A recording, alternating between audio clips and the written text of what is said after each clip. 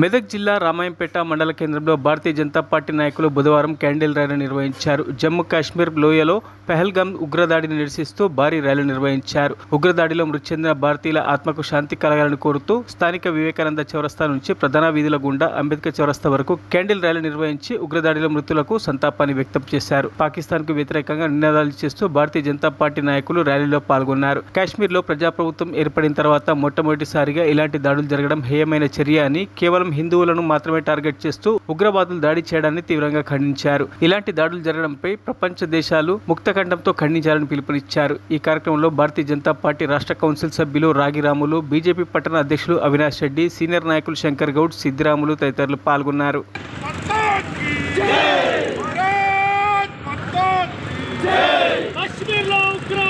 అనంతనాగ్ జిల్లాలో జరిగినటువంటి ఉగ్రదాడిలో అమాయకులైనటువంటి కేవలం ఐడి కార్డులు చూస్తూ ఓన్లీ హిందువులనే 30 మంది దాకా హతమార్చడం జరిగింది. ఈ దాడిని మేము చాలా తీవ్రంగా ఖండిస్తున్నాము. ఈ దాడి వెనక పాకిస్తాన్ ఐఎస్ఐ హస్తం ఉన్నట్టు మనకు క్లియర్గా ఇంటెలిజెన్స్ రిపోర్ట్స్ వచ్చాయి.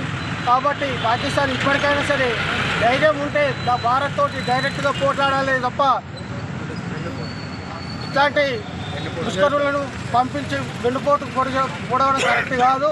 మళ్ళీ ఇప్పటికైనా భారతీయ జనతా పార్టీ ఆధ్వర్యంలో ఈరోజు నిన్న మధ్యాహ్నం జరిగినటువంటి కాశ్మీర్లో జరిగినటువంటి హిందువుల మీద జరిగిన దాడిని పూర్తిగా ఖండిస్తూ ఉన్నాము. ఒకటే అడుగుతూ ఉన్నాం పాకిస్తాన్ని, ఈరోజు మీరు 370 ఆర్టికల్ తర్వాత నరేంద్ర మోడీ గారు తీసుకొచ్చిన 370 ఆర్టికల్ తర్వాత కాశ్మీర్ పర్యాటక రంగంలో అభివృద్ధి చెందింది. దాంతోపాటు వచ్చే 2 నెలల తర్వాత ఉన్నటువంటి ఏదైతే అమర్నాథ్ యాత్రకు అత్యధికంగా రిజిస్ట్రేషన్లు జరిగిన పరిస్థితి దేశమంతా కూడా తెలుసు. మొన్న కుంభమేళాకు దాదాపు 70 కోట్ల మంది కూడా అందరూ కూడా దర్శనం చేసుకున్నారు. హిందుత్వానికి ఎంత బలం ఉందో అదొకటి నిదర్శనంగా మనం చెప్పుకోవచ్చు.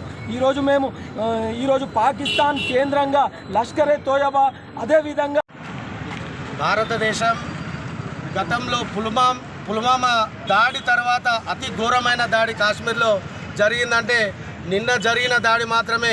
ఆ తర్వాత అతిపెద్ద దాడి 370 ఆర్టికల్ను ఎత్తివేసిన తర్వాత కాశ్మీర్ను స్వతంత్రంగా చేసి భారతదేశం అధికారం ప్రకారము మనం పరిపాలన సాగిస్తున్న క్రమంలో ప్రజాప్రభుత్వం ఉండి కూడా ఈరోజు అక్కడికి వెళ్ళిన కేవలం హిందువులను మాత్రమే టార్గెట్ చేసి అక్కడ పోయిన వాళ్ళను ఒక్కొక్కరులను పేర్లు అడిగి వాళ్ళ ఐడి కార్డులు తీసుకొని వాళ్ళ దగ్గర ఉన్న అడ్రస్లను తీసుకొని కేవలం హిందువుల మీదనే దాడి చేయడం అనేది చాలా. మరిన్ని అప్డేట్స్ కోసం మా ఛానల్ని సబ్స్క్రైబ్ చేయండి.